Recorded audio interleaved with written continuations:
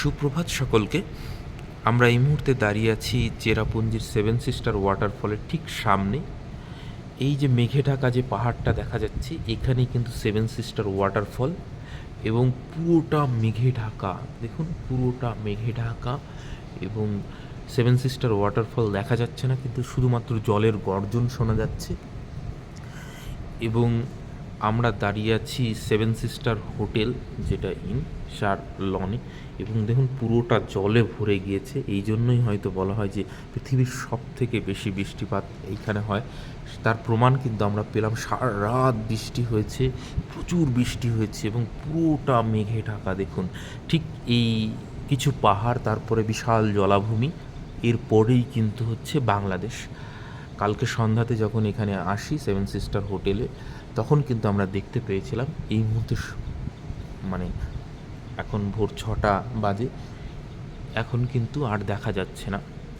এবং এর অপোজিটটা আমি যদি দেখাই, এবং পুরোটা মেঘ কিন্তু এখান দিয়ে যাচ্ছে পুরো।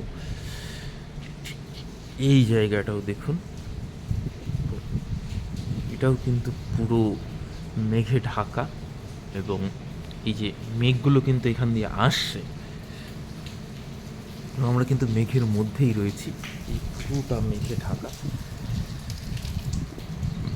এবং প্রচুর বৃষ্টি হচ্ছে। দেখা যাচ্ছে এগুলো কিন্তু মেঘ এই দিক থেকে সরে সরে যাচ্ছে। আর এই হচ্ছে সেভেন সিস্টার ওয়াটারফল। আমি নিশ্চয়ই পরে দেখাবো যদি মেঘটা পরিষ্কার হয়ে যায়।